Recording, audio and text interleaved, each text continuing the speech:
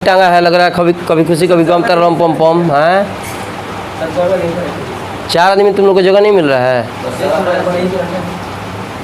बैठ देह बाटे मैनी के आ तारा जगह नहीं मिल छितर के बैठे बका 5 पाइल बड़ा के 4 को छका लगा यहाँ क्यों ना बैठी यहाँ क्यों ना बैठी का है तो खाद समय भात छीटे नहीं हम हैं जगह है ना।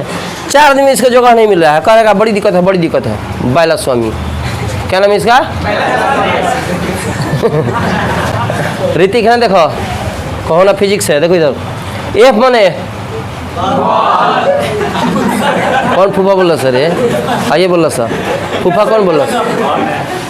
एफ माने एस माने ये तरीका तो हमने बताया कि जब वस्तु पर बल लगाते हैं या गाल पर से ठेहा हटाते हैं तब तो ना फिजिक्स समझ में आते हैं।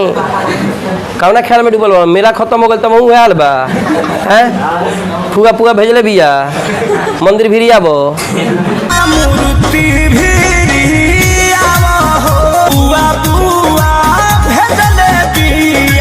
कदा कहीं कदा यस सर पुआ खा के राखी बांध दी जाई भैया ठीक रहा पुआ जाई फिर भुआ से बनवा के ले आई फिर दोबारा देखिए।